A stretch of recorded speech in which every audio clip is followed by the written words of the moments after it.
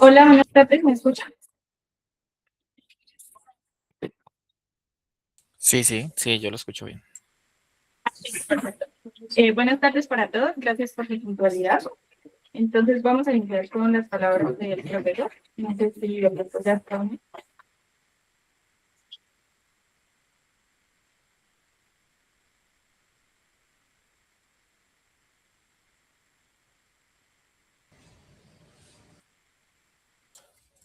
Buenas tardes, ¿me escuchan?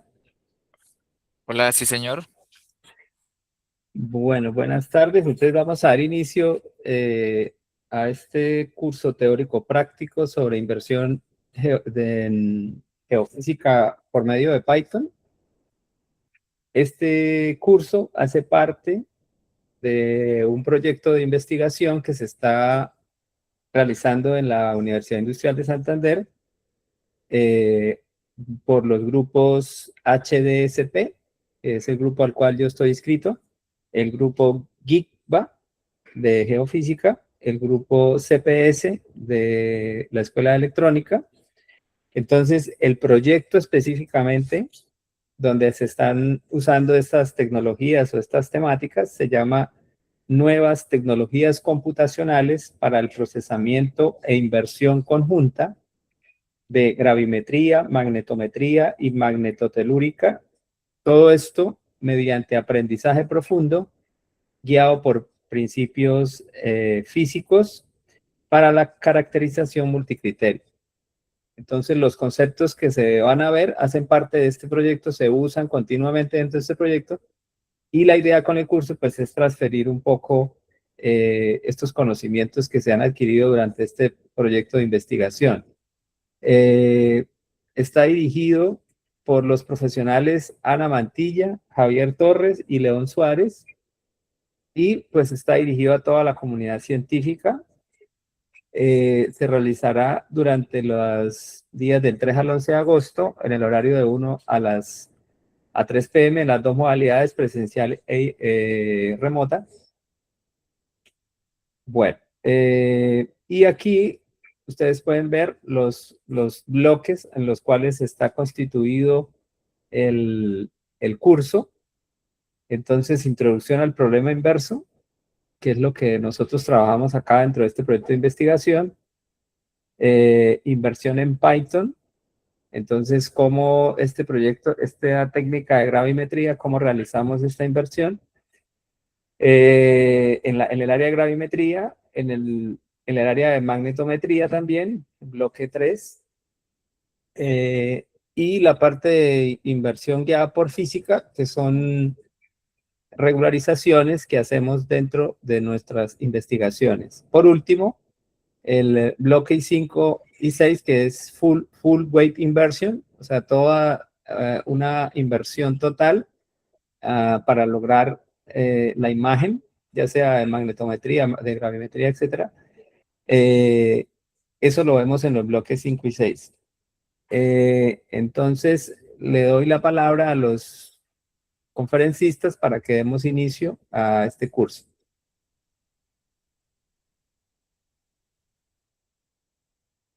Muchas gracias por las palabras, profe, y ya comparto la presentación del día de hoy.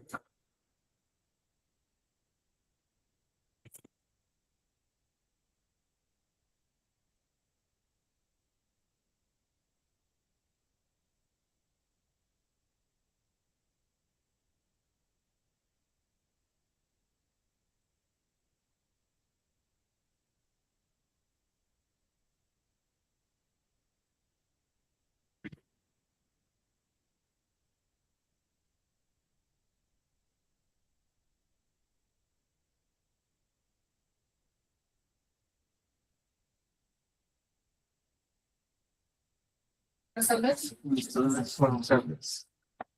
¿Me confirman si se escucha el audio, por favor? Sí, se escucha bien y ya se está viendo la pantalla completa compartida. Ok, muchas gracias. Entonces, buenas tardes a todos. Les damos la bienvenida al taller teórico práctico sobre inversión geofísica en Python. Como les comentaba el profe, este taller está dirigido por los estudiantes de doctorado Ana Mantilla, estudiante de doctorado Javier Torres y el estudiante de doctorado León Suárez, quien es quien les habla. Y el día de hoy veremos la sesión de introducción al problema inverso. Este taller se realiza dentro del marco del proyecto 045 de 2025 y es parte de la estrategia de apropiación social de conocimiento.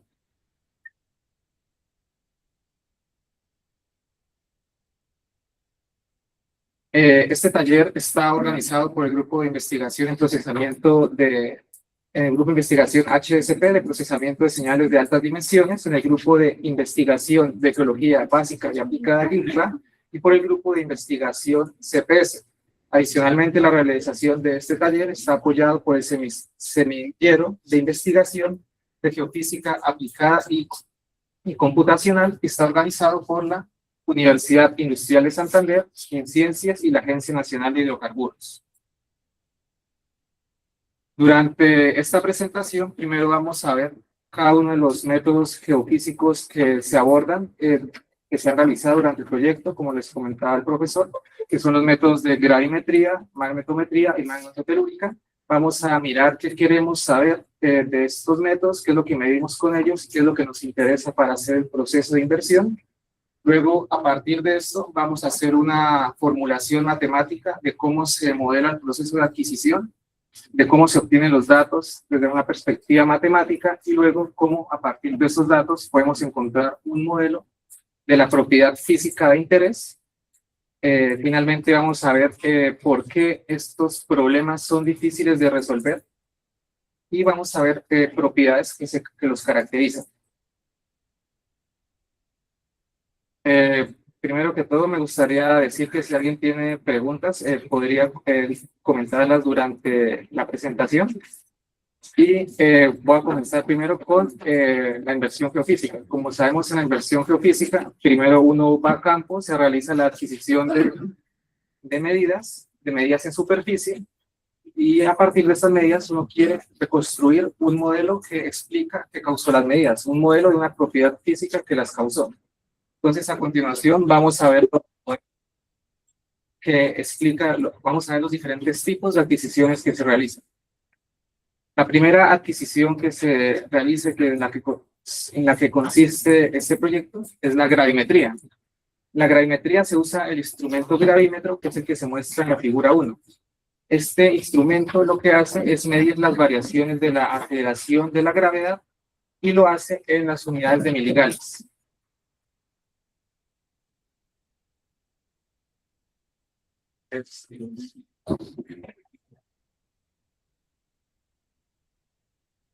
Y las unidades se miden en miligales. Al igual que en cualquier...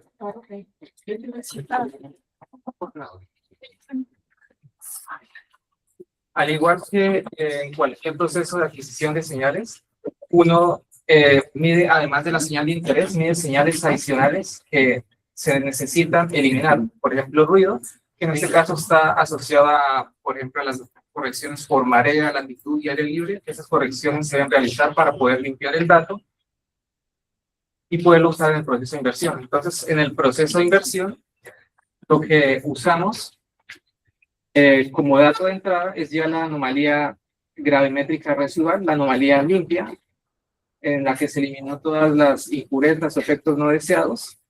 Esta anomalía de gravedad se puede distribuir en una malla bidimensional o tridimensional, y esta se usa como entrada al algoritmo, y si se conoce también la incertidumbre, se puede usar esta. La incertidumbre se puede obtener al realizar varias mediciones por estación.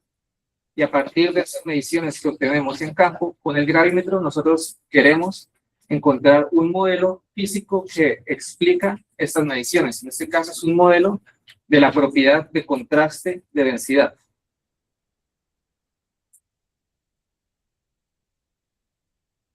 El segundo método geofísico que se aborda en este proyecto es el método de magnetometría.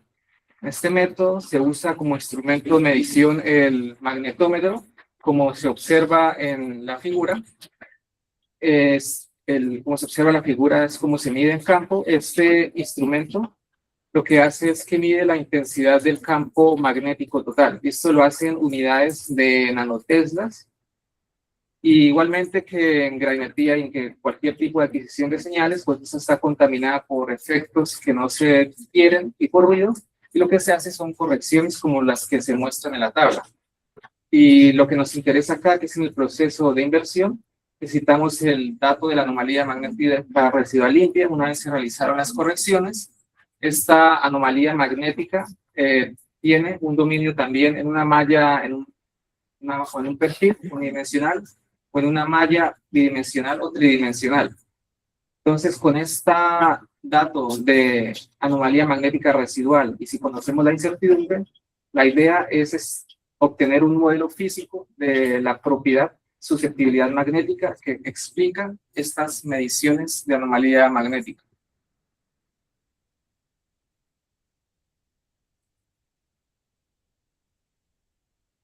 El tercer método y último que vamos a tratar en esta presentación es el método de la magnetotelúrica. Como se observa en la figura, un ejemplo de cómo se realiza la adquisición en campo de los equipos que se usan. Este equipo lo que mide son los campos eléctricos y magnéticos naturales que hay en la Tierra, y las unidades del campo eléctrico se miden en milivoltio por kilómetro, y las unidades del campo magnético se miden en nanoteslas.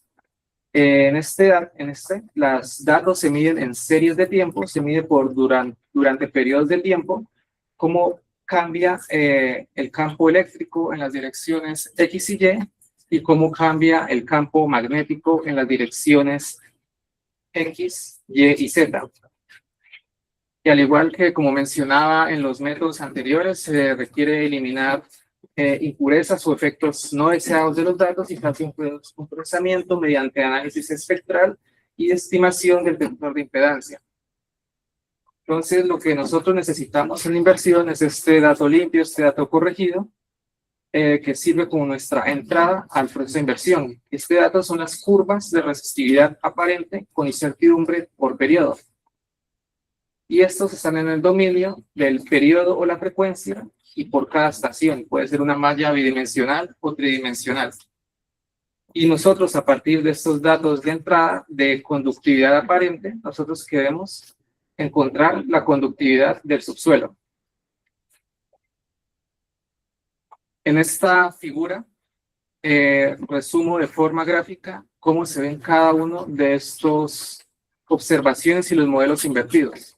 Entonces, como observan, en la primera fila, denotado por la letra D, se encuentran las observaciones de cada uno de los tres métodos que acabo de mencionar.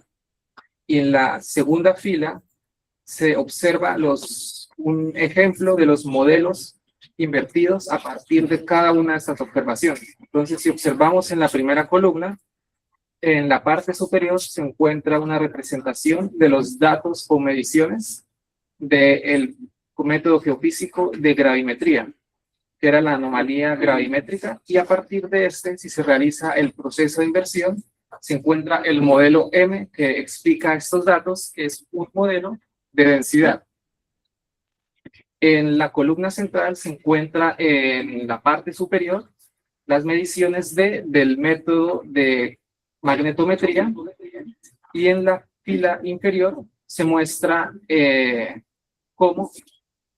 se muestra un ejemplo del modelo invertido que explican estas mediciones de magnetometría, que es un modelo de la propiedad física de la susceptibilidad magnética. Finalmente, en la tercera columna se muestran las curvas de resistividad aparente.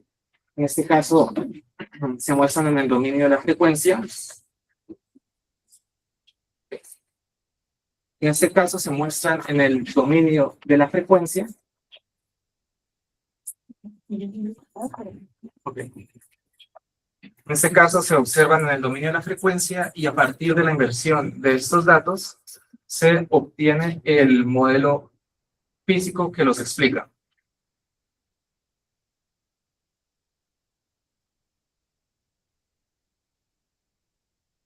De momento, ¿alguien tiene alguna pregunta sobre lo que se ha hablado?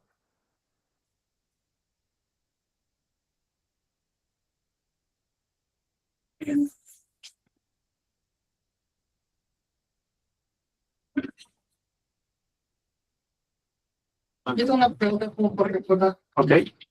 Usted menciona de cada uno de estos métodos como listo, lo que se mide y como que qué se pretende llegar, ¿no? Entonces, por ejemplo, usted menciona de la magnetometría que se intenta buscar un modelo físico de anomalía magnética, ¿verdad? Sí. Y de la magnetotelúrica encontrar la conductividad del subsuelo, ¿cierto? Ah. Y en la gravimetría, ¿me puedes recordar, por favor? Sí, en la gravimetría uno mide la anomalía gravimétrica y uno a partir de esta quiere encontrar un modelo de la densidad o el contraste de densidades. Gracias.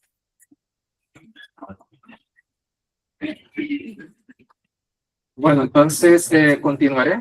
Ahora vamos a tratar de formalizar matemáticamente lo que mencionaba anteriormente, mediante lo que se conoce como el problema directo, que es el problema que modela la adquisición, y el problema inverso, que modela cómo a partir de los datos o las mediciones que se obtienen en campo se puede obtener el modelo de las propiedades físicas que explican las observaciones. Entonces, primero, supongamos que conocemos el modelo subsuelo, en este caso está denotado M, el modelo de las propiedades físicas. También supongamos que conocemos un operador que está caracterizado por la física y simula el proceso de adquisición. Si nosotros aplicamos este operador F sobre el modelo, obtendríamos unas mediciones de los datos que se obtienen en campo, una simulación de esas mediciones. Entonces, esto es lo que conocemos como el problema directo. En este caso, suponemos que tenemos el modelo, aplicamos el operador de adquisición y obtenemos las mediciones. Acá vemos una representación visual. Asumimos que conocemos el modelo M de una propiedad física X.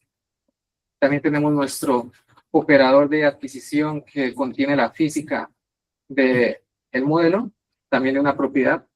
Y a partir de esto obtenemos una simulación de las mediciones. Entonces, este es el problema directo. Ahora viene el problema inverso. En este caso, cuando vamos a campo, nosotros conocemos los datos que medimos. En este caso, lo que nosotros buscamos es encontrar el modelo que explica esos datos que medimos en campo. Entonces, si existiera un operador inverso al operador de adquisición, nosotros podíamos obtener el modelo que explica estas mediciones que obtuvimos. Sin embargo, en la práctica no existe una inversa explícita que nos permita obtener el modelo que explica las propiedades físicas a partir de las mediciones adquiridas. Esta sería un esquema de cómo se representa el problema inverso. Vamos a campo, obtenemos unas mediciones. Si en el caso de que se conozca el operador inverso al operador de adquisición, si se aplicara se obtendría el modelo que explica estas propiedades. Pues, sin embargo, como mencionaba anteriormente, este operador no se puede calcular. Entonces acá vemos una comparativa entre estos dos problemas. En el problema directo, como mencionaba, asumimos que conocemos el modelo. Nosotros vamos a partir del modelo y al aplicar el operador de adquisición o el operador que contiene la física, obtenemos las mediciones que simulan las mediciones que se obtienen en campo. Este es un problema bien planteado y estable. Siempre que aplicamos el operador de adquisición sobre el modelo, obtenemos los mismos datos. En caso contrario, en el problema inverso, nosotros conocemos los datos, pero no conocemos el modelo. Y la idea del problema inverso es hacer un mapeo que va de los datos al modelo. Sin embargo, este problema se conoce como mal planteado y no tiene una solución única, que vamos a ver más adelante. Una pregunta.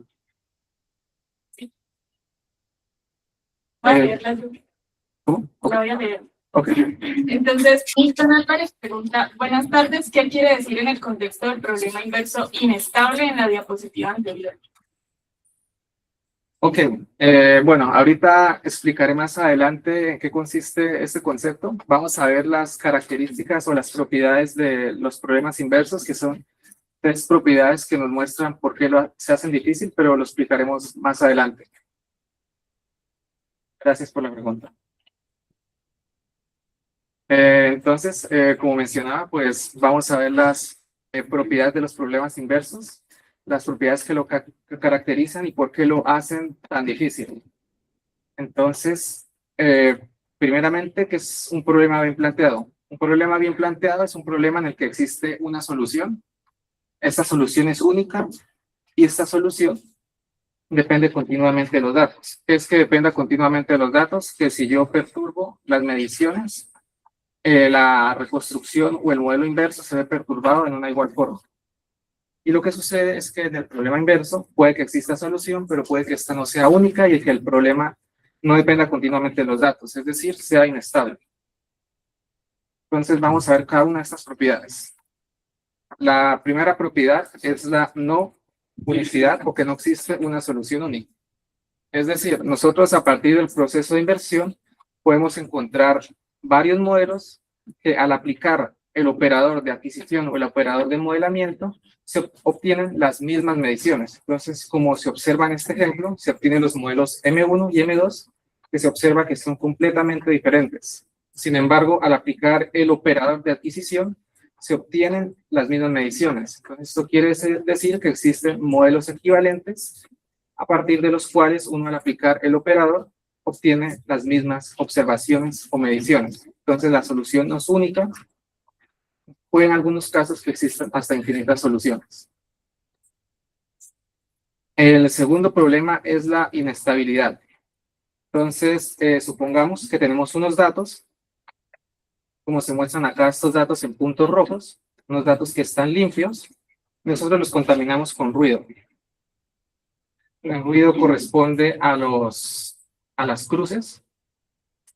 Nosotros realizamos el proceso de inversión con cada uno de ellos. Entonces, con el dato limpio obtenemos un modelo M1 y con el dato M2, pues, perdón, con el segundo dato que está contaminado por ruido, obtenemos un modelo M2. Como se observa, estos modelos invertidos son muy diferentes. Entonces, esto es lo que se conoce como la propiedad de inestabilidad. Una pequeña perturbación en las mediciones ocasionan grandes cambios en el modelo. Y la última propiedad que hace los problemas inversos difíciles es la subdeterminación. Entonces, cuando vamos a campo, se hacen mediciones puntuales en la superficie, por ejemplo. Entonces, se obtiene acá un vector de mediciones D compuesto por n elementos. En este caso, son 4. Y a partir de estas mediciones, nosotros queremos encontrar, en este caso, un perfil de 2 dimensiones de un modelo del subsuelo M. En este caso, usted tiene L elementos. Entonces, como se observa, la dimensionalidad del vector D de las observaciones es mucho menor a la dimensionalidad del vector del modelo de la propiedad física. Entonces, si uno llegara a plantear un sistema de ecuaciones, uno obtendría muchas incógnitas y muy pocas ecuaciones, por lo que existe una gran cantidad de soluciones y no son suficientes para explicar el problema. Entonces, bueno, quiero preguntar si hasta el momento alguien tiene alguna duda respecto a lo que es el problema inverso. Hola, León, ¿me escucha bien? Hola, Paul, si se escucha bien. Sí, yo tenía unas anotaciones que me habían hecho otras personas que creo que no alcanzaron a asistir, pero pues quería compartirlas. Y de pronto, si usted tiene algún comentario, pues también puede hacerlo. Porque aquí hay gente, por ejemplo, más geólogos o geofísicos, y también nos acompañan algunos estudiantes y profesionales de ingenierías. Yo iba a comenzar diciendo que hay unos retos en la geofísica referente, por ejemplo, a la calidad del dato, ¿no? Es decir, el operador F que usted mencionaba al inicio, ese operador hay que plantearlo de tal manera que sea lo más cercano o emule las condiciones más cercanas a la realidad, ¿no? Y entre más Sí. complejo es ese operador, por lo tanto, pues más complejo va a ser el problema inverso. Entonces, hay un balance entre la complejidad del operador y lo que uno quiere de los datos. Entonces, la primera pregunta que hacían era, ¿cuáles datos se usan o cuál es el nivel de preprocesamiento, de limpieza y todo ese tema para que ese operador, en teoría, reproduzca esos datos? ¿Sí me hago entender? Por ejemplo, el operador no tiene en cuenta los ruidos típicos del equipamiento, ¿no? Es decir, si el equipamiento está dañado y pasa algo, pues eso no está en el operador. Se esperaría que fueran las mediciones suaves, se esperaría, esa es la primera pregunta que me hacían acá. Tengo una más, pero pues si quiere démosle respuesta a esa, que es de las más interesantes, sobre los datos. Ok, sí, pues como mencionaba, pues uno sabe que cuando uno hace unas mediciones, pues hay efectos no deseados que uno debe limpiar. Y generalmente uno no los conoce, que es como los que mencionaba en cada uno de los métodos, como los de gravimetría o magnetometría, que uno debe hacer correcciones, por ejemplo, por latitud, porque la gravedad depende de donde uno la mida en la Tierra, o otro tipo de correcciones adicionales. Y pues también uno debería, antes de ir a campo, pues garantizar que el equipo esté en correcto funcionamiento para que no se presenten ruidos adicionales a los demás que uno espera encontrar. Listo, listo. Y la siguiente pregunta era con respecto a las mediciones. Entonces, usted mencionaba que hay un problema del, digamos, como del submuestreo, ¿no? Es decir, que los modelos 3D hay que resolver la subdeterminación, que los modelos 3D tienen muchas celdas. Entonces, para que la gente entienda, cada una de las celdas del modelo son las soluciones que buscamos porque nosotros no las conocemos. Y si había entonces una especie de relación entre mi modelo esperado, objetivo de la inversión, y la cantidad de mediciones. Por ejemplo, si para un modelo de, no sé, de 50 por 50 por 50, debería tomar al menos tantas mediciones, o pues eso es un parámetro, digamos, que hace parte todavía de investigaciones abiertas.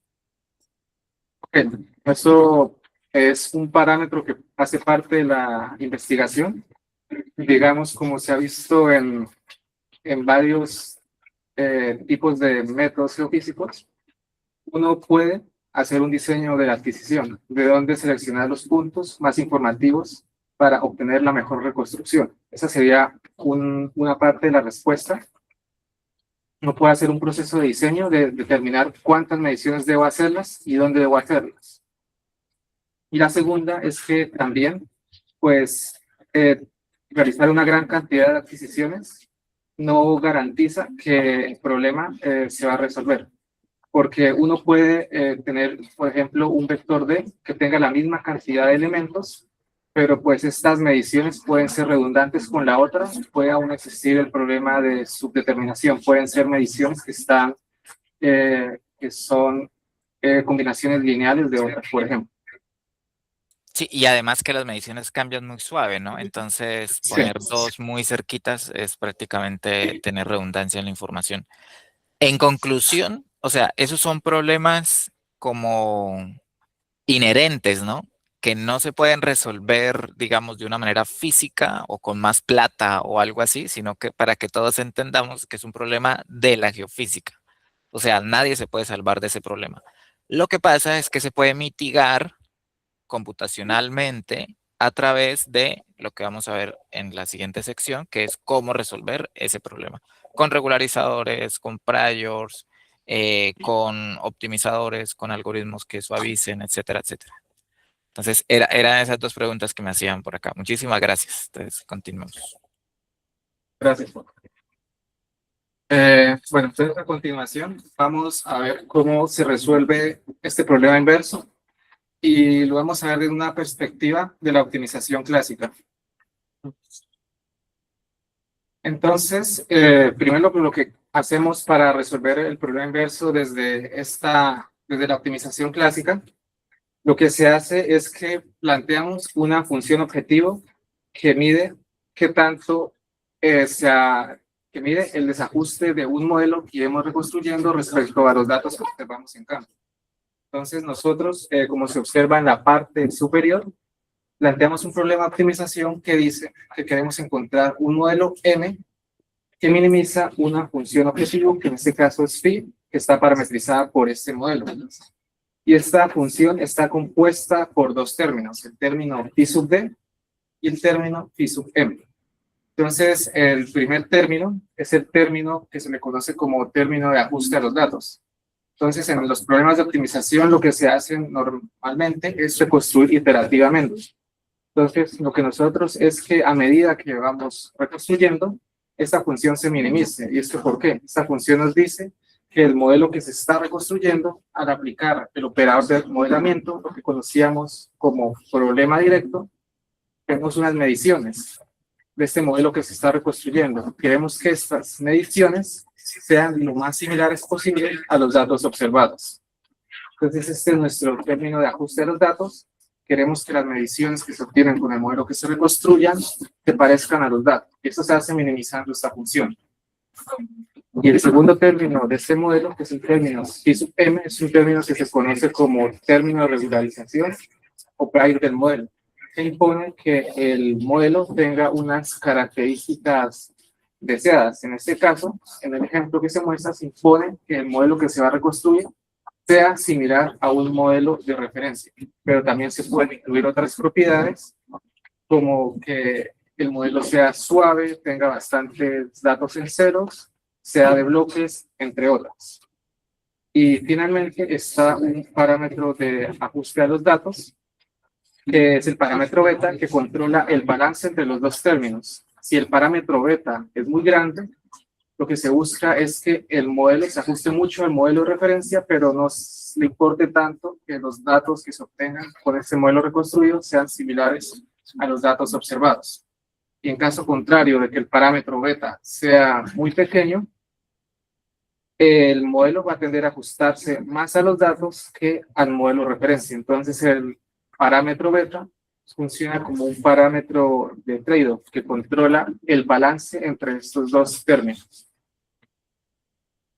Entonces, en el proceso de inversión, en el flujo de inversión iterativo, acá se parte de unos datos observados, que son los datos que se miden en campo.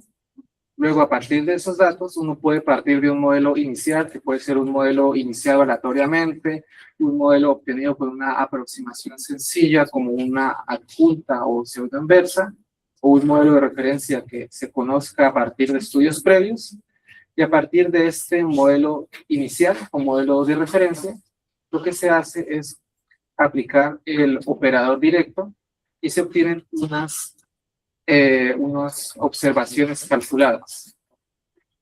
Luego se calcula el desajuste de estas observaciones respecto a las observaciones reales. Entonces, las observaciones calculadas con el modelo de la iteración K, que tanto se parecen a las observaciones que se miden en campo. Entonces, obtenemos este cálculo del desajuste, que es el cálculo que encontramos en nuestro término de ajuste a los datos, que mide que también son los datos obtenidos respecto a los datos observados. Y lo que se hace en optimización es calcular el gradiente de la función objetivo, en este caso la función phi, respecto al modelo, porque el gradiente nos indica la dirección en la que más crece una función. El gradiente es un vector. Entonces, si nosotros queremos minimizar esta función objetivo, lo que nosotros deberíamos es no movernos en la dirección del gradiente, sino movernos en la dirección contraria al gradiente, que eso nos indica que vamos a encontrar un siguiente modelo que minimiza o que hace más pequeña esta función, ya que estamos moviéndonos en la dirección contraria al máximo ascenso. Entonces, esto se observa en esta expresión. En la siguiente iteración, tenemos el modelo anterior, que es donde estamos parados en los contornos de optimización, y nos vamos a mover en la dirección contraria del gradiente, un tamaño mu. Y esto proceso se realiza de forma iterativa hasta encontrar un criterio de parada basados en errores y apenas se evalúa el criterio de parada, se evalúa si el modelo final invertido es correcto respecto a una interpretación geofísica.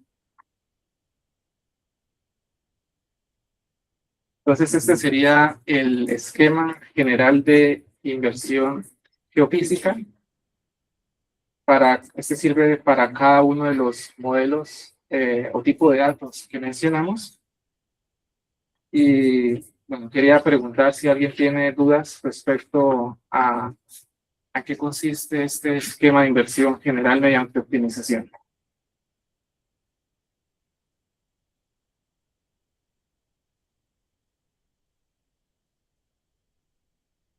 Un momento y no ha explicado no ha tenido en cuenta lo del prior, ¿verdad? Ese flujo de trabajo ahí, veo que el flujo no tiene en cuenta Ok, el prior, ¿verdad? el flujo sí lo tiene en cuenta. Digamos, cuando acá mencionamos como se está minimizando la función objetivo, esa función objetivo está compuesta de dos términos, como habíamos mencionado. Está el término de ajuste a los datos y el término de regularización o prior sobre el modelo. Entonces se computa el gradiente respecto a toda la función objetivo respecto al modelo. Y el prior, ¿cómo lo calculan o qué es como tal? ¿Qué funciona el prior? El prior, pues, son cosas que uno sabe respecto al modelo o que uno intuye respecto al modelo. Por ejemplo, uno puede, en este caso, tener un modelo de referencia inicial que alguien construyó. Por ejemplo, uno sabe que ese modelo pues tiene cierto grado de confiabilidad. Entonces uno quiere reconstruir un modelo que esté cerca de ello. O uno sabe que en ese tipo de zona, digamos, las propiedades tienen un rango específico. Entonces uno puede restringir a que el modelo esté dentro de esos rangos. Entonces uno puede dentro del prior codificar información previa o que conoce sobre el modelo y que uno desea obtener en la reconstrucción. Felipe Celis pregunta, ¿podría repetir qué representa físicamente o en términos prácticos la parte de resolver iterativamente el descenso de gradiente, por favor? Ok. Desde resolver el descenso de gradiente es un método de optimización que lo que quiere decir es que nosotros tenemos una función objetivo que mide desde la parte física qué tanto el modelo que se está reconstruyendo es consistente con los datos. Y esto está relacionado o se relaciona con la física mediante el operador de modelamiento, que es el que contiene el proceso de adquisición y la física dentro de él. Entonces, esta función nos dice que el modelo que se está reconstruyendo sea consistente con la física, porque va a ser consistente con los datos que se midieron en campo. Entonces, al realizar el descenso del gradiente, nosotros computamos el gradiente de toda esta función y el gradiente de esta función respecto al modelo. Entonces, el gradiente nos indica la dirección de máximo ascenso. Entonces, como nosotros no queremos maximizar esta función, sino encontrar un modelo que minimice estos términos, nosotros nos movemos en la dirección contraria al gradiente. Y esto lo hacemos mediante un paso de escala mu. Y así actualizamos iterativamente el modelo hasta un criterio de parada que puede ser un error. Es decir, que la estrella, por ejemplo, en la gráfica 5, la estrella que representaría el modelo inicial, ¿no? Sí, la estrella es el modelo inicial. Listo. Es decir, Felipe, cuando uno pone un modelo inicial aleatorio, se calcula la función de costo y la idea es buscar otro modelo, o sea, actualizar el modelo tal que la función de costo vaya bajando. Eso es en realidad es multidimensional, ¿no? Porque como les decía, es para cada uno de los parámetros. Si tiene un modelo de 50 por 50 por 50 elementos, en X, Y, Z, pues le va a dar 125.000 parámetros, o sea, como una función de 125.000 ejes. Pero suponiendo que fueran dos parámetros, entonces ese donde se cierran todas las curvas de nivel, ahí estaría el mínimo. Y la idea es llegar a ese mínimo. Y como lo bueno es que la función está hecho tal que si el modelo de verdad va ajustándose a los datos, entonces vamos bajando por esa función. Y entre más bajemos, más nos acercamos al mínimo. Y entre más nos acerquemos al mínimo, más cerca estamos a la vez del modelo que queremos encontrar o que queremos resolver. Entonces, esa es como la intuición del descenso del gradiente, pero no es la única forma, ¿no? Es como una parte fácil. Hay otros métodos como Gauss-Newton, Newton inexacto, gradiente conjugado o los de Machine Learning, que son los que vamos a ver en la siguiente sesión. Pero la filosofía es minimizar la función de costo.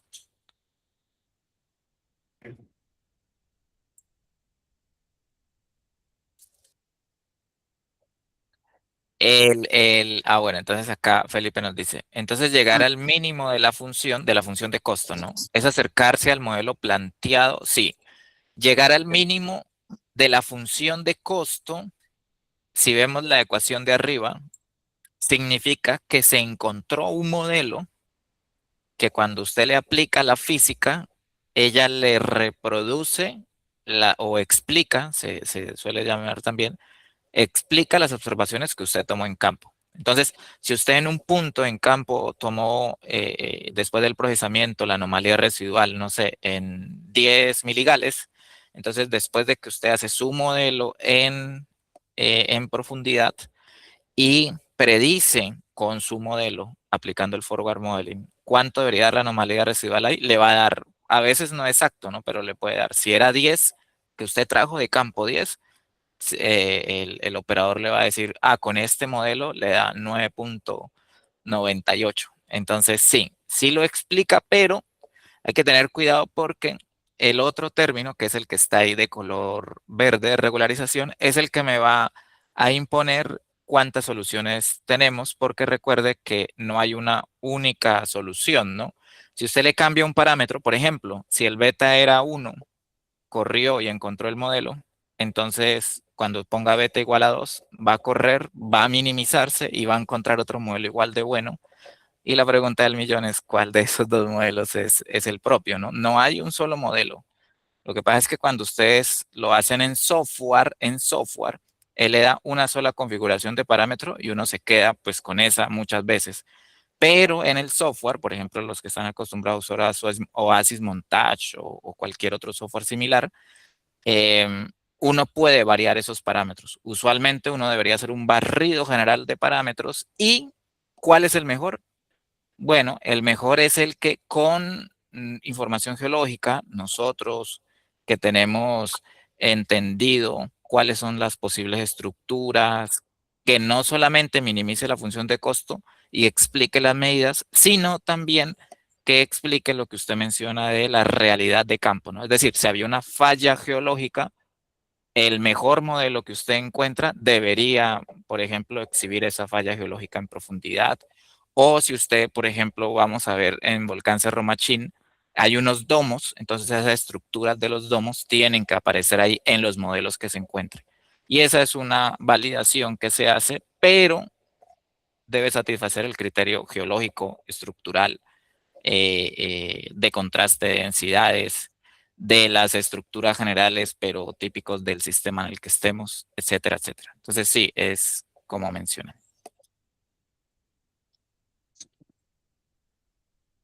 Bueno, aquí decía, busca el modelo que explica los datos observados sin perder la plausibilidad geológica o geofísica. Correcto. Correcto. Por eso, los mejores modelos son los que cumplen los criterios geológicos, porque en teoría todos los modelos, todos van a cumplir con el criterio de minimización, ¿cierto, León?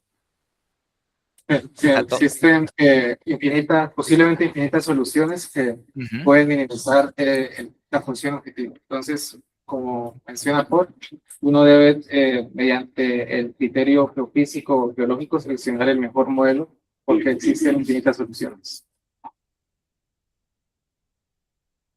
Bueno, por ahora suena de pronto un poco abstracto, pero cuando veamos los ejemplos, ustedes mismos se van a dar cuenta que cambiar un parámetro solito ya les genera otro modelo, pero con la información geológica de campo, cartografía o pozos si hay, o inclusive con resultados previos de otros modelos de geoquímica, etcétera, etcétera, uno lo va entendiendo mucho mejor hacia dónde va la solución. Gracias. Y bueno, entonces en esta parte de la sesión vimos la teoría de en qué consisten los métodos geofísicos que se van a tratar durante todo este taller teórico práctico. Vimos en qué consiste el problema directo, cómo se simulan o se obtienen las observaciones conociendo el operador de adquisición que contiene la física del problema y cómo uno puede, a partir de esas observaciones, que son las que uno mide en campo, hacer el proceso de inversión y obtener un modelo. Vimos que esto se hace mediante optimización, se tiene que formular una función objetivo, se tienen que seleccionar rayos que nos indican un modelo base o propiedades que nosotros conocemos sobre nuestro modelo y que nos gustaría tener durante la inversión.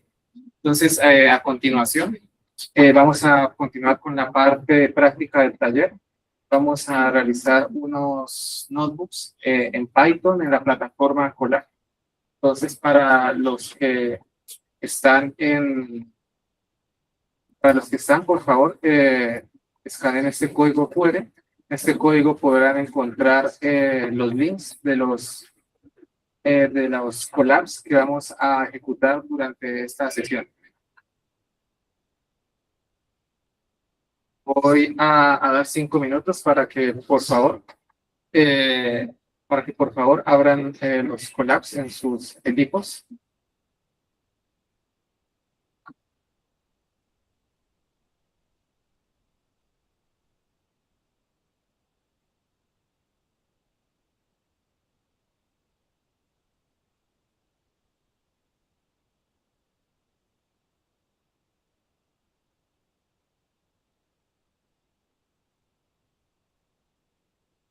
Los collabs se encuentran dentro del archivo de texto que se llama Notebooks Collab.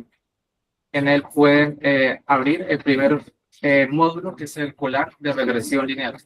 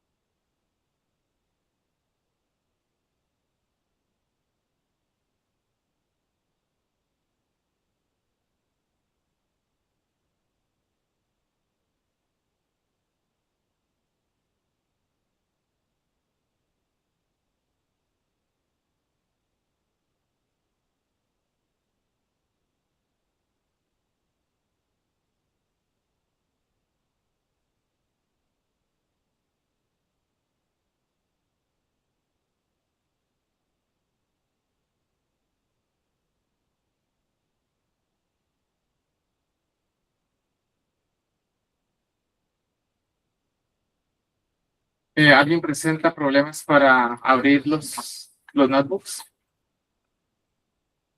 Ok. ¿Y en la parte virtual alguien tiene algún tipo de problema? No sé ya. Ok, gracias.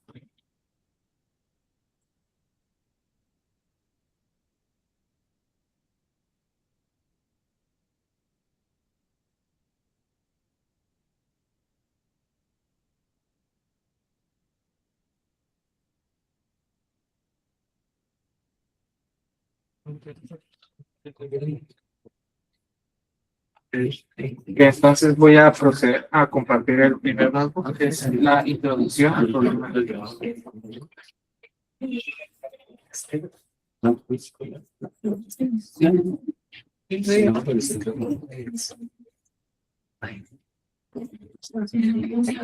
¿Me confirman si pueden ver la pantalla del notebook?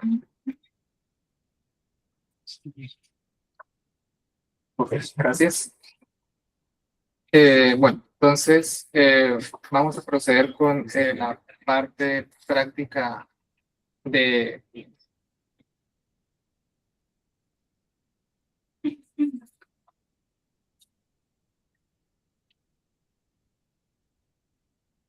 Ok.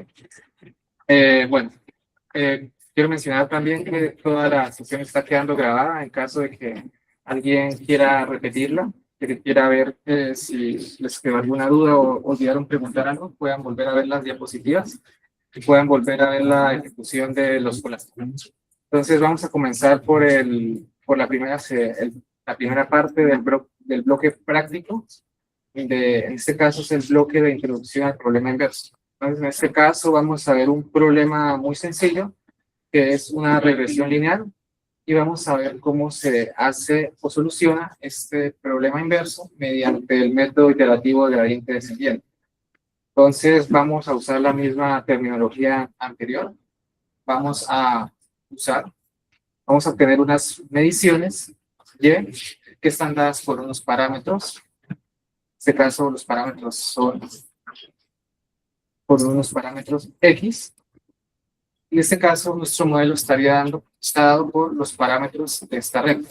Serían la intersección en el eje Y y la pendiente de este. Entonces, estos son los parámetros que nosotros queremos encontrar a partir de unas observaciones, en este caso Y, que son las que tenemos. Las observaciones Y y X.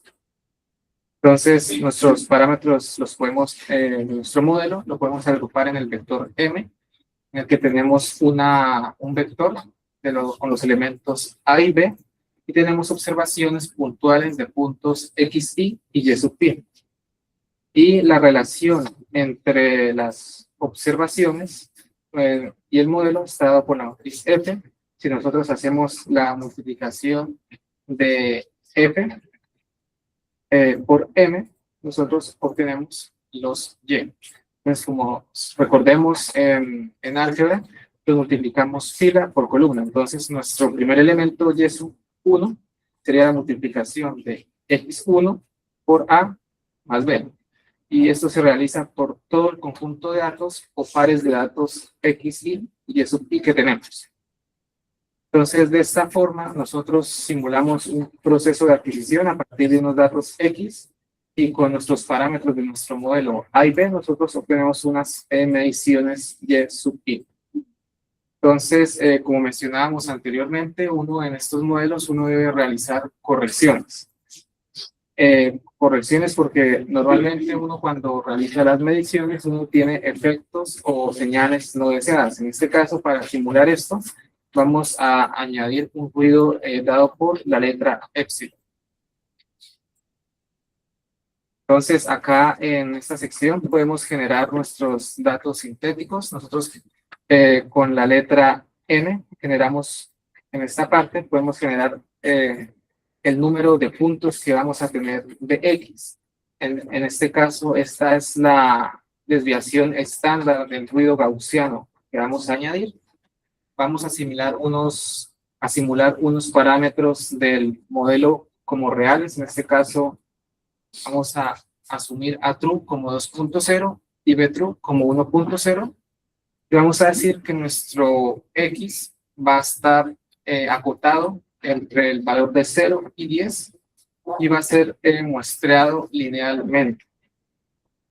La semilla se usa para reproducibilidad de los experimentos, ya que el ruido es aleatorio. Entonces, si uno quiere reproducir los mismos resultados, cada vez que se ejecute el código, uno debe usar una semilla que garantiza que el ruido siempre se va a generar de la misma forma. Entonces, de esta forma y aplicando la ecuación, nosotros generamos nuestras observaciones, nuestras Y true, al aplicarle nuestro A true, en este caso 2.0, a las 25 observaciones y sumarles el B true. Y adicionalmente, pues nosotros simulamos el efecto del ruido o de la señal no deseada. Sí, sí, ya la uso.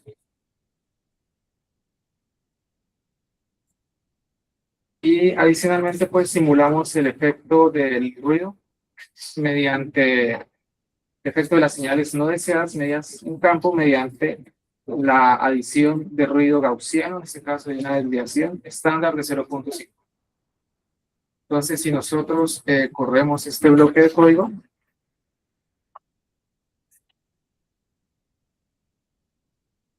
ahora tienen que iniciar sesión. En este caso no lo voy a correr, ya tengo ejecutado todas las celdas acá, pero al correr este código debería mostrarle estos resultados, que se generaron 25 datos con un ruido o desviación estándar de 0.5 y el modelo verdadero tiene unos parámetros A de 2.0 y B de 1.0. Entonces, a partir, pues como este es un modelo de bajas dimensiones, nosotros podemos plotearlo y ver cómo son estos datos. Entonces, si corremos y ejecutamos esta celda, deberíamos ver la siguiente gráfica, donde se muestra el modelo verdadero en la línea continua en azul. Este es el modelo en el que no se tiene en cuenta el ruido, que es una, como recordemos, una curva con intercepto en 1 y una pendiente de 2. Y al aplicar el ruido, pues se simulan los datos observados. En este caso, como se observa, los datos están alrededor de la red. Y estos tienen una desviación estándar de 0.5. Entonces, ahora vamos a hacer la formulación del problema inverso. Entonces, la ecuación de la recta, recordemos que está dada por esta expresión, y sub i, nuestro dato en y está dado por la pendiente multiplicada por nuestro dato en x más el intercepto en y. Y esto pues lo escribimos anteriormente de forma matricial mediante esta ecuación.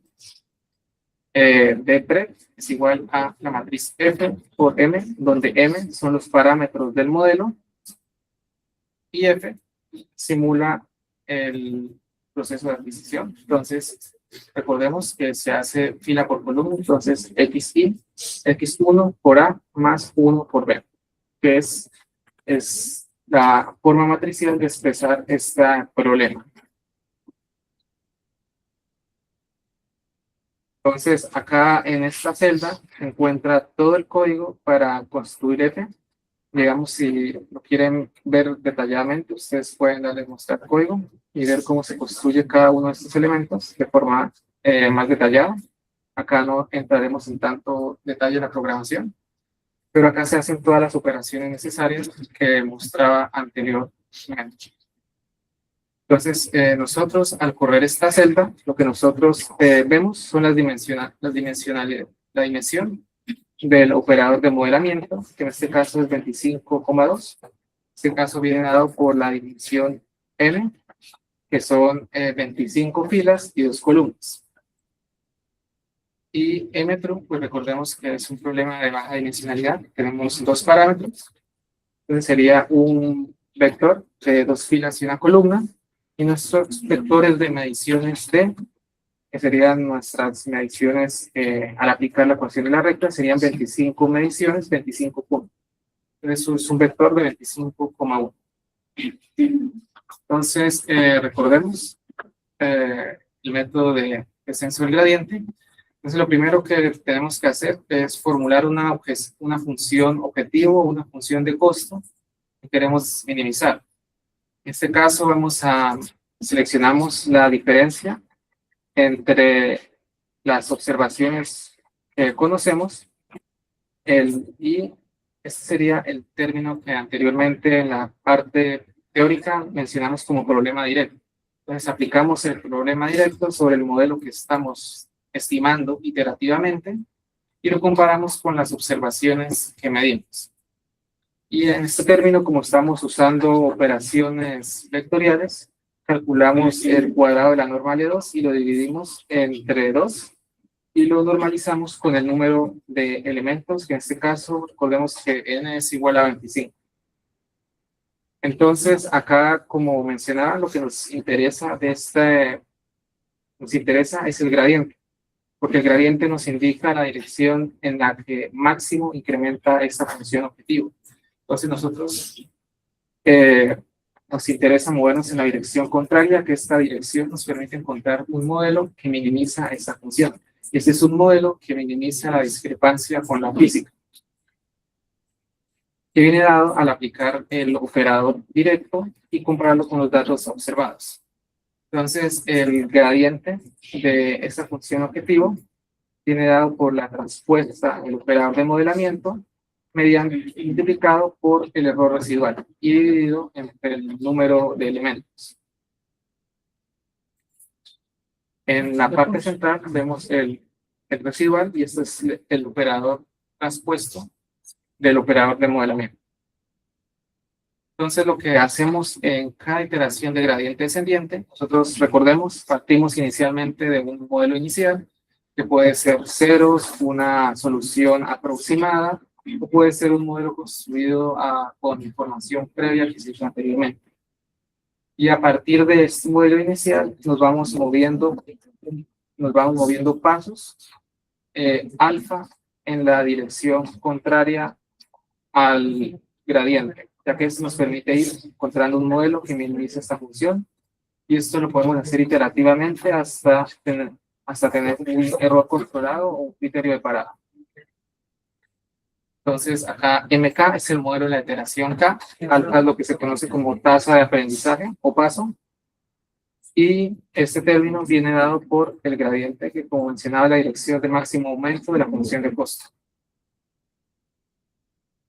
Entonces, ejecutamos esta celda de acá, que nos define o nos ejecuta las funciones con las que se programa el descenso del gradiente. Entonces, si quieren ver cómo se programan estas funciones, las pueden ver acá.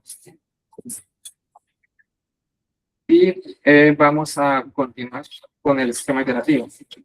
Entonces, nosotros, como mencionamos, podemos partir de un modelo inicial. Entonces, en este caso podemos decir que M de 0 es A superíndice 0 y B superíndice 0. Entonces, uno puede seleccionar los parámetros iniciales.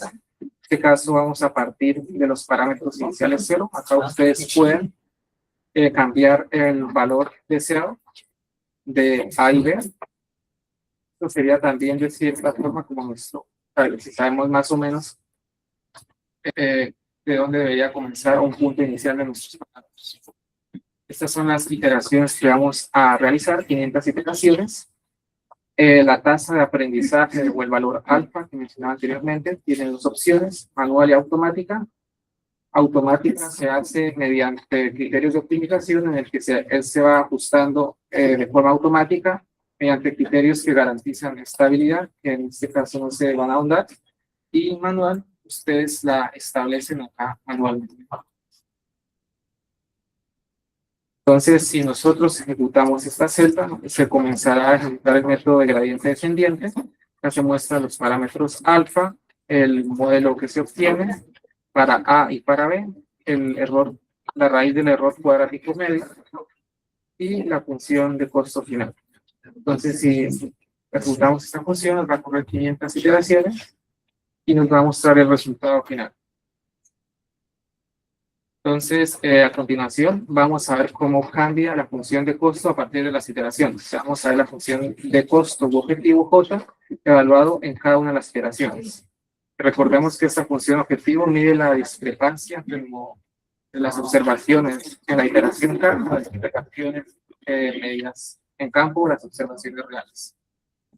Entonces, al correr esta sección de código, nosotros obtenemos este plot que nos mide cómo va cambiando la función objetivo durante las iteraciones. Entonces, como se observa, este parte de un error bastante grande, de 10 a la 1.9 más o menos, y este comienza primero decae bastante rápido, y con las iteraciones se observa que converge alrededor de 400. Alrededor de 400 llegó a la solución mínima.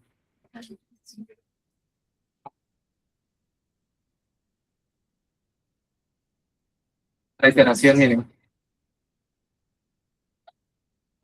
Entonces, como se observa, uno podría haber parado el método o usar la solución en la iteración 400, ya que es una solución también que ya el cambio respecto a las iteraciones 500 no es mucho, entonces ya es una solución, se puede decir que también es una solución buena para el problema de optimización.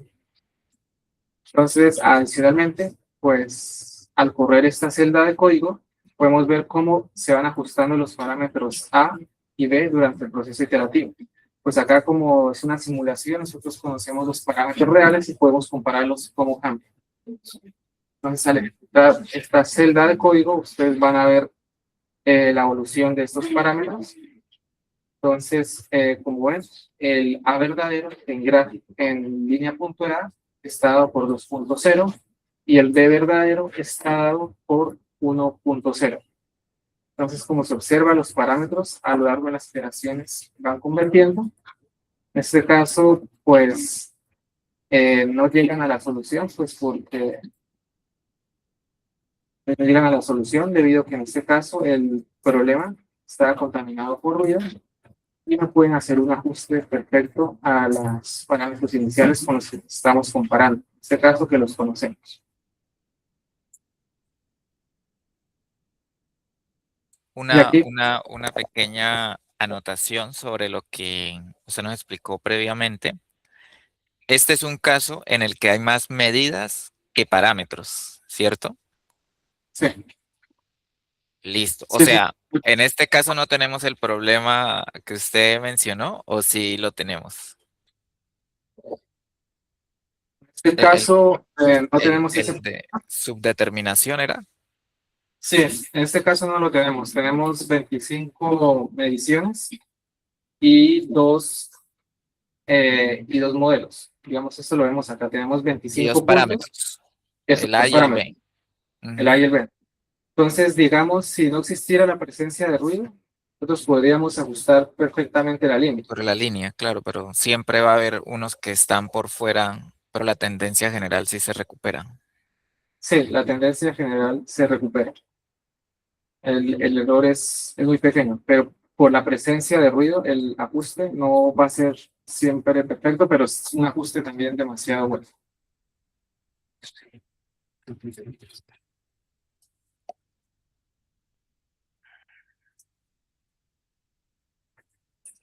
¿Cuánto Bueno, tiempo toma la inversión? en este caso, pues como es un,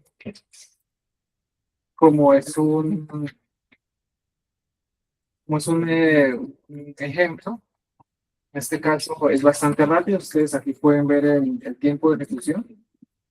Acá en este caso fue pues casi instantáneo. Hizo 24.000 iteraciones por segundo, o sea, lo hizo instantáneo prácticamente. Y eran 500 apenas, ¿no? O sea, o sea, fue casi como 1/10.000 segundos lo que se demoró, 1/1000 y pico de segundos. Por si algo así. Y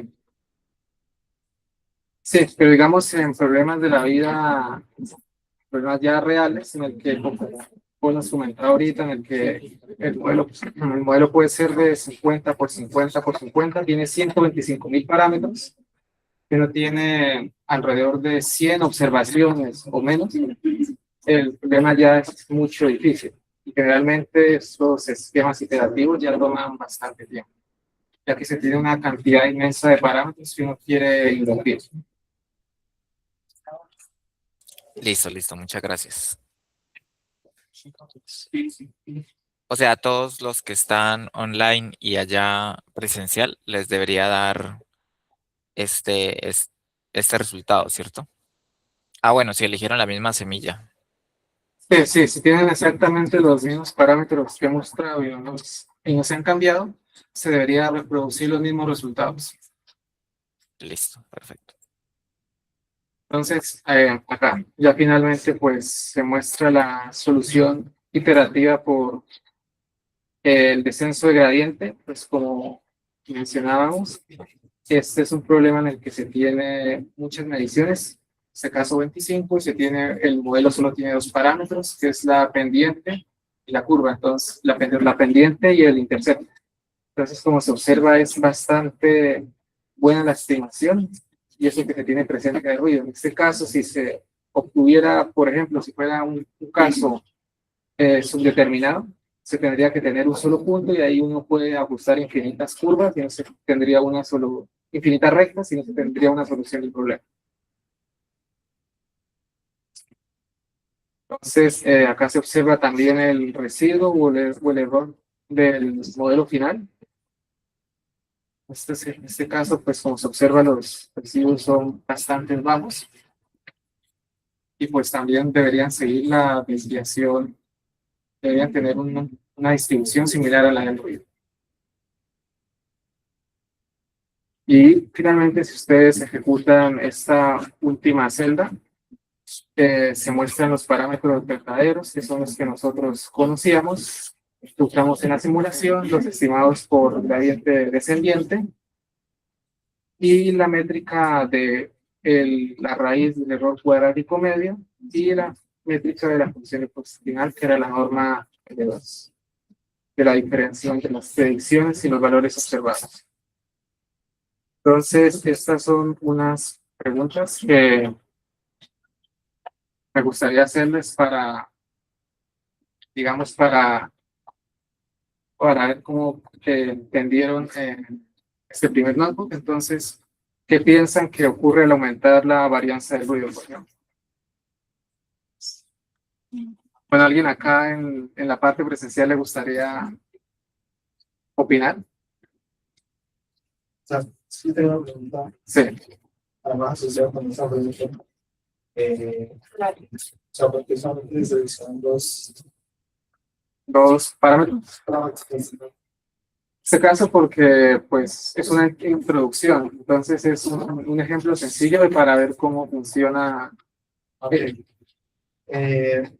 O sea, porque igual ahí se aumenta la varianza, pues aumenta la diferencia con la recta y solamente hay dos parámetros para, para, para ajustar las funciones. Sí. Va siempre a ser la recta y luego va a aumentar más parámetros para ajustar. Pero otra pregunta era, porque, por ejemplo, también sería interesante como aumentar ese número de parámetros. Sí.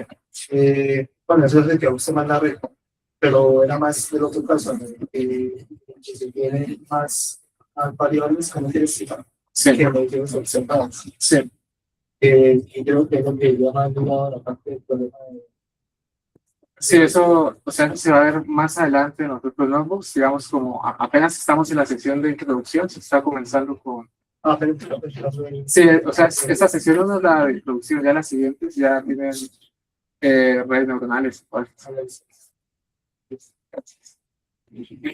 Entonces, bueno, entonces les dejo estas preguntas para que revisen, digamos, ustedes pueden, como vieron en la parte superior, pueden mover los valores de sigma, los números de datos, también pueden preguntarse qué pasa si el modelo inicial está muy lejos del modelo verdadero.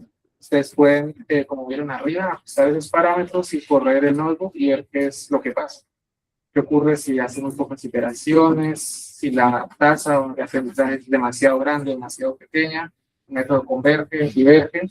Pues son preguntas que se pueden hacer y las pueden responder variando cada uno de los parámetros que están en este notebook. Hasta el momento, ¿alguien tiene preguntas? ¿O continuamos con el siguiente notebook?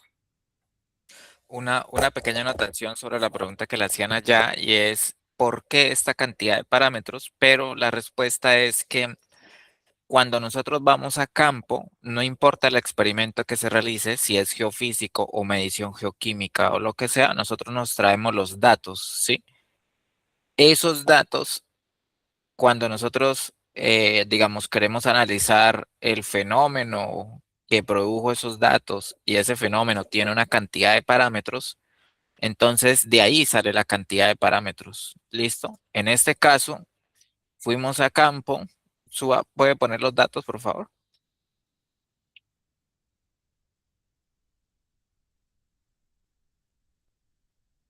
Eso, esa. En este caso fuimos a campo y trajimos los punticos. Y la pregunta era si hay un modelo que me pueda representar esos puntos y ese modelo cuántos parámetros tiene. ¿Para qué? Para que luego del ajuste yo puedo, por ejemplo, predecir más allá de los datos, ¿sí? Por ejemplo, ahí la X hasta dónde va. Ahí la X va hasta 10, por ejemplo, yo quisiera predecir por qué va creciendo algo o porque eso es la profundidad versus la edad geocronológica o algo así. Yo quiero predecir el valor. Entonces, en el experimento o en el muestreo, usted toma de 0 a 10 y puede predecir en 20 si conoce los datos. Pero ojo, los modelos son los que la persona define. Por eso, el modelo es parte de la información que usted requiere para resolver el problema inverso. En este caso, es un modelo lineal, porque usted con sus ojos determina que la tendencia que mejor se ajusta a ese modelo es lineal. Y el modelo lineal tiene dos parámetros, la pendiente y el intercepto. Pudiera ser no lineal, por ejemplo, pudiera ser cuadrático. Entonces, el modelo cuadrático sigue otros coeficientes que son A, B y C. O puede ser un modelo cúbico, o puede ser un modelo logarítmico, etcétera, etcétera. Pero eso depende de los datos. Y cuando ya obedece a reglas meramente físicas, por decir gravimetría, entonces sí no hay de otra. El modelo tiene que seguir la formulación física que usted determinó para gravimetría, por ejemplo. Entonces, en este caso son dos parámetros, pero porque los usuarios determinan que la recta es lo que mejor describe esos datos. Y sí coinciden, ¿no? Sí están de acuerdo todos que coinciden con una recta. Listo. Entonces podemos continuar. Ok, vamos a hacer una pausa de 15 minutos y continuaremos con una pausa de 10 minutos y continuaremos con el último laboratorio. Gracias.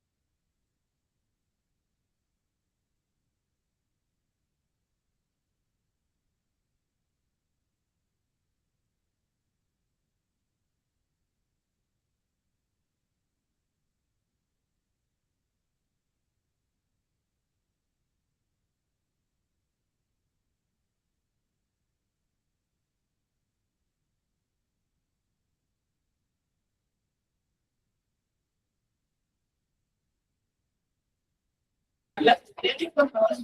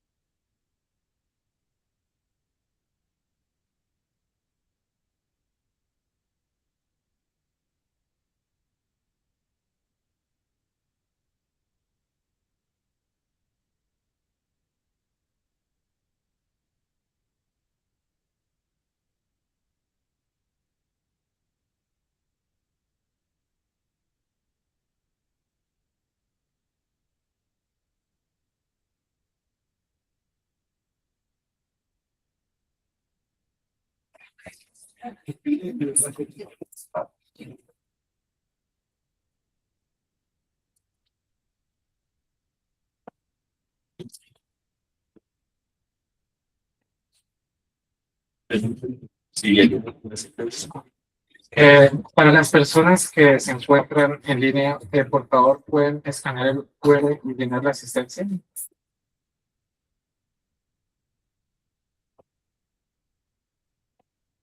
En 2 minutos continuaremos con el siguiente link.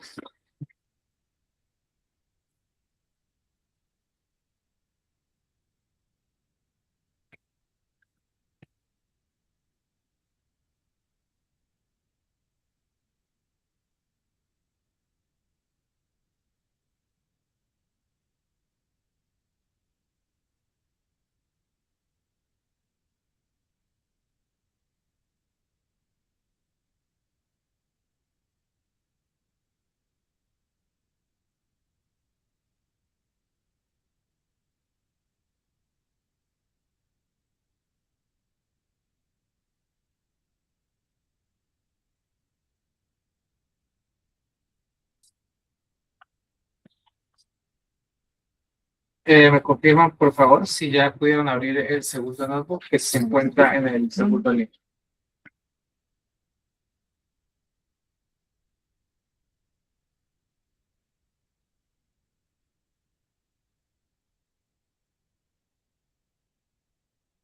Ya los que están presencial ya pudieron abrirlo. Y virtual, ¿alguien tiene algún problema para abrir el segundo notebook, el segundo link?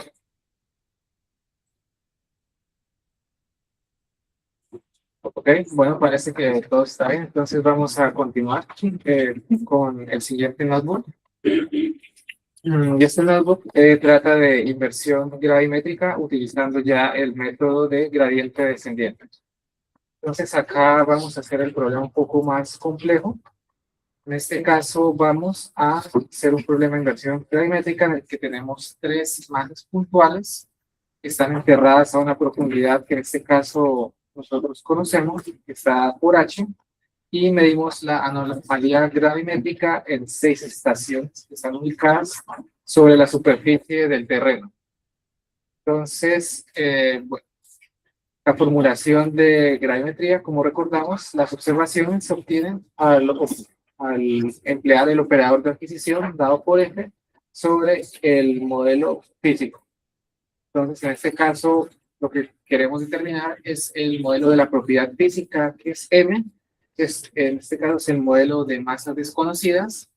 F es el operador directo de gravimetría y de PRED son los datos predichos por el modelo.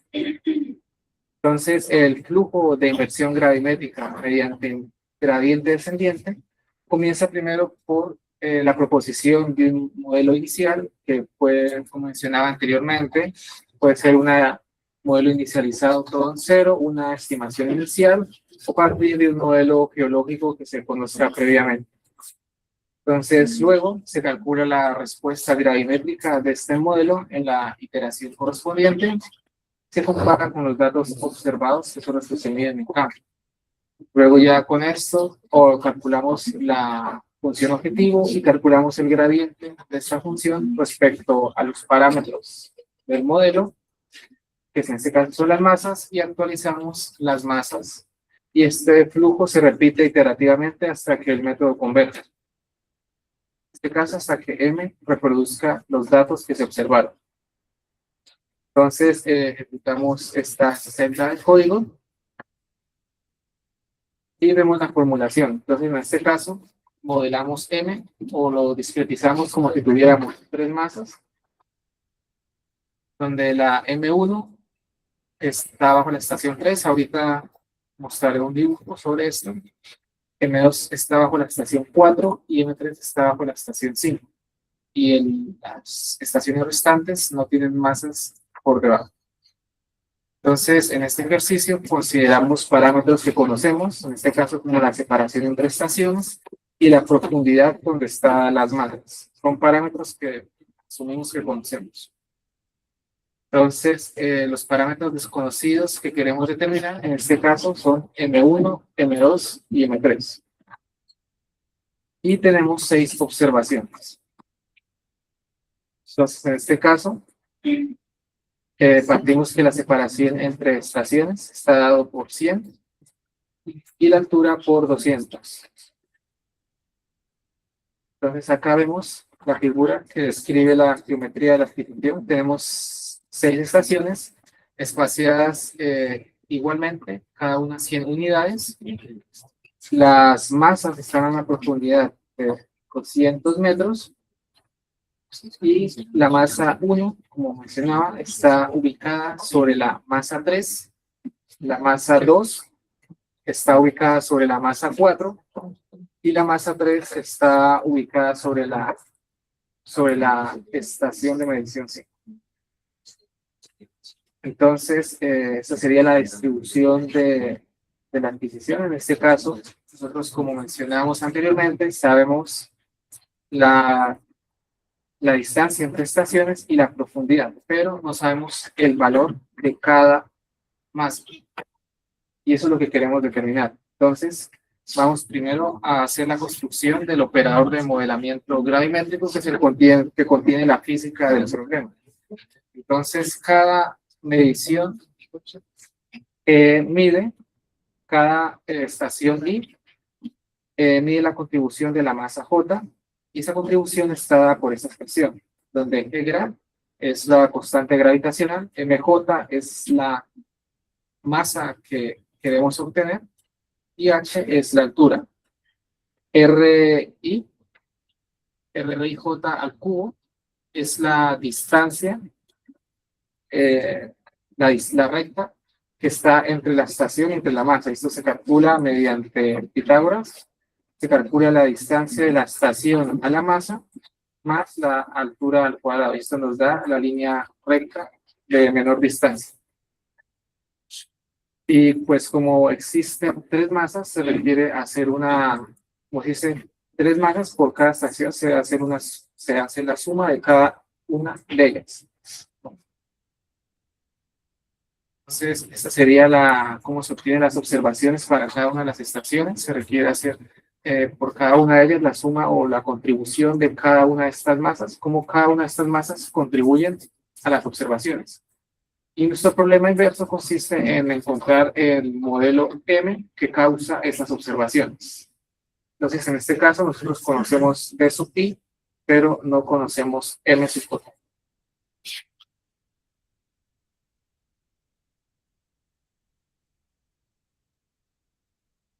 Entonces, acá podemos hacer una prueba del operador directo. Entonces, nosotros podemos darle unos valores de prueba a las masas, en este caso 1 por E a la 10 para todas las masas, en este caso pues con las unidades correspondientes para que las mediciones den en metros sobre segundo cuadrado,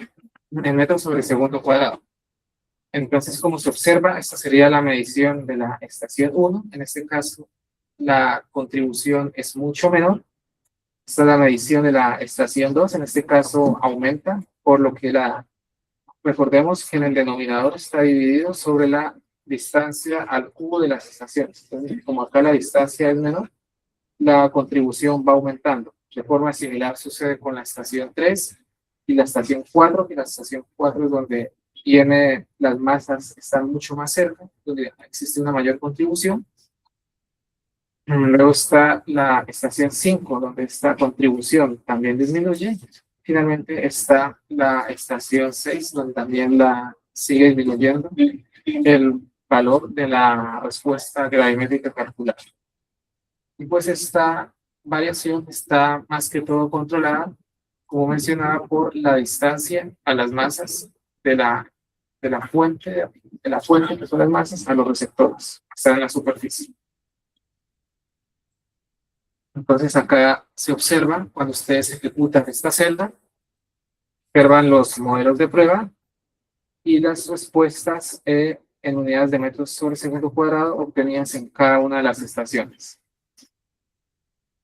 Entonces, a continuación, vamos a generar unos datos sintéticos para hacer nuestro proceso de invención.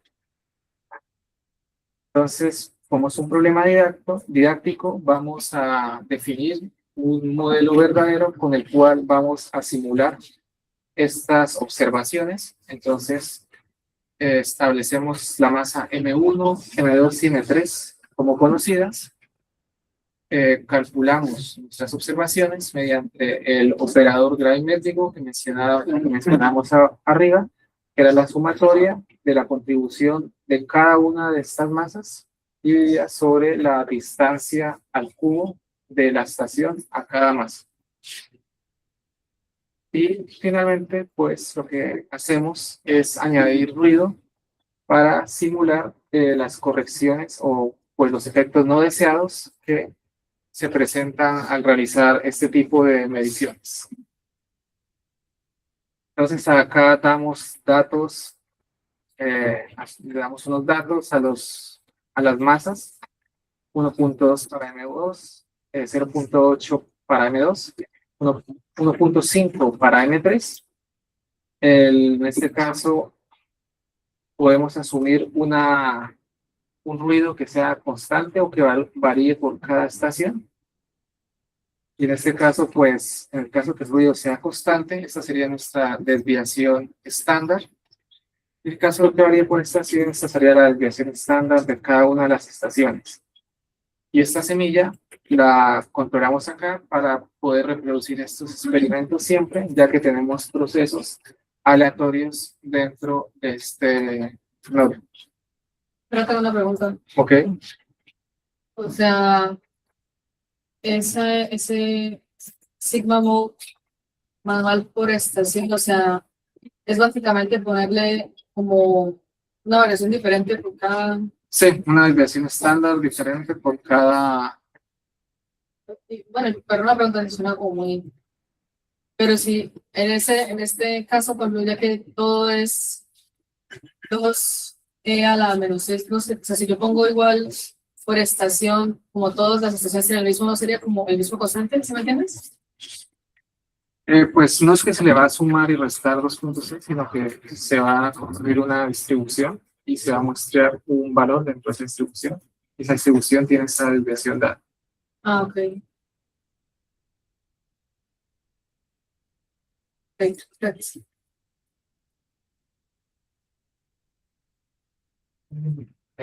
Javier, ¿puedes revisar las preguntas? Tengo una chiquita con respecto a H se mantiene, se asumen como si estuvieran todas la misma H. Sí, en este caso H se asume como valor conocido de 200 creo que era, y todas las masas están a esa profundidad. Entonces acá está el modelo verdadero, que en este caso asumimos que lo conocemos para poder simular estos datos, y las desviaciones estándar de cada estación. Entonces, en la siguiente celda, pues cuando la ejecutamos, vamos a obtener esta gráfica. Esta gráfica nos va a dar los datos observados con la desviación estándar correspondiente a cada estación. Entonces, esta es como la incertidumbre de cada una de las mediciones. Se midieron datos y estos datos siguen esta distribución. Esto es importante porque esta desviación estándar la podemos incluir la podemos incluir como un término dentro de la función objetivo, como lo veremos más adelante. También es importante mostrar que, digamos, uno podría en campo obtener esta desviación estándar al realizar múltiples mediciones en el mismo punto y construir o ajustar un modelo que se ajuste. Construir un modelo que se ajuste a las mediciones que se obtengan. Entonces vamos a ver el proceso de inversión. En la práctica, pues lo que no se conoce son las masas, pero uno se dispone de los datos observados. Uno va a campo y realiza las observaciones con el gradímetro, como mencionamos en la parte de práctica, en la parte teórica. La inversión consiste en encontrar un modelo M que se ajuste a los datos y a la vez pues sea interpretable geológicamente y geofísicamente esté acorde a las propiedades de ese terreno. Como mencionar, porque pueden existir múltiples soluciones. Entonces, vamos a definir una función de ajuste a los datos, que sería la función objetivo, que es lo que queremos minimizar. Entonces, en este caso, vamos a ajustar qué tanto las predicciones de las observaciones se ajustan con los datos observados. En este caso viene dado por el término del numerador. Debemos encontrar unas predicciones que estén de acuerdo a los datos observados y a la vez vamos a normalizar por la desviación estándar de cada una de las estaciones. Y en este caso, pues, lo vamos a hacer por cada una de las estaciones y vamos a dividir entre 2 para que calcular el gradiente se elimine. Se elimine con el exponencial. Entonces, de PREP son los datos predecidos en cada una de las estaciones. De observados son los datos que se observan o los datos que se conocen de campo por cada una de las estaciones. Y sigma sub pi es la incertidumbre de cada dato observado. Entonces, la idea es que en cuanto menor sea esta función, significa que el modelo se ajusta a los datos observados. Entonces, calculamos ahora el gradiente de la función objetivo, ya que la idea es hacer gradiente descendiente y para encontrar un modelo que se ajuste a esos datos, debemos irnos en dirección contraria de la función objetivo, o sea, en la dirección en la que se minimiza. Entonces, para actualizar las masas necesitamos el gradiente. Entonces, calculamos el gradiente de esta expresión mediante operaciones básicas de cálculo. Podemos llegar a esta expresión que es el gradiente de la función objetivo respecto a cada una de las masas. Que, sin entrar en muchos detalles de la diferenciación y de todos los procesos que se hicieron, obtenemos esta expresión, que es la derivada externa por la derivada interna. Y la derivada interna viene dada por esta expresión que obtenemos acá arriba, que es la constante gravitacional por la profundidad sobre la distancia al cubo de las estaciones de medición a la fuente que son las masas. Entonces, si ejecutamos esta celda, estas son las estaciones que seleccionan para la inversión. Estos son los datos observados, estas son las que podemos usar para la inversión. Se pueden usar menos o más estaciones. Esto es un parámetro que ustedes pueden controlar para que jueguen luego con el notebook. Pues en este caso vamos a usar todas las estaciones de 1 a 6 y vamos a mostrar el esquema iterativo de descenso por gradiente. Entonces, cuando estamos parados en la iteración K, nosotros nos movemos un paso alfa en la dirección contraria al gradiente.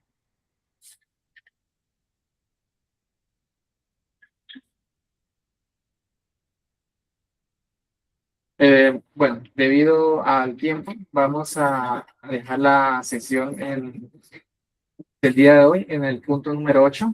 Mañana vamos a continuar a Vamos a continuar a partir de acá y continuaremos con la siguiente parte de la teoría y quiero dar un espacio para compartirles una publicidad de un evento que vamos a estar realizando en noviembre acá en la Universidad Industrial de Santander. Quiero firmar. Si quieres, deja de compartir.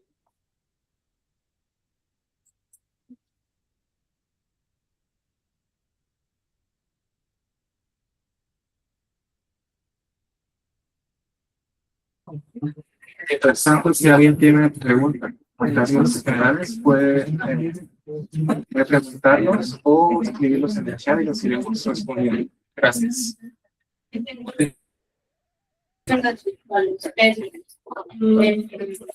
Había una extensión test y hay otra que es la verdadera. Sí. En la verdadera se cambiaban los pesos de las tres. Sí. En la test no, porque En la test era, digamos, para verificar si el operador estaba funcionando. Era como una prueba. Sí, es para, digamos, le damos unos pesos y queremos calcular la respuesta. O sea, estamos aplicando la función. Y en el otro, pues, usamos unos datos sintéticos para simular un proceso de adquisición. Y a partir de ellos vamos a hacer el proceso de inversión y mirar si podemos encontrar el modelo que los estamos usando.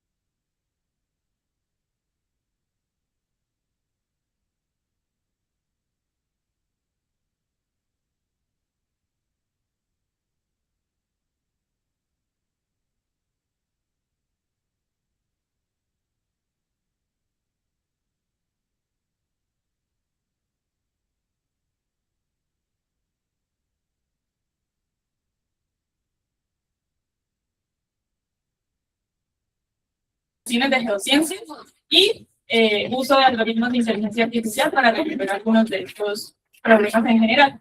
Entonces, la recepción de resúmenes ya está abierta. En este formulario pues, ustedes pueden enviarlos un documento de 3 páginas donde ustedes ponen el resumen de su trabajo, algunos resultados que ya hayan obtenido.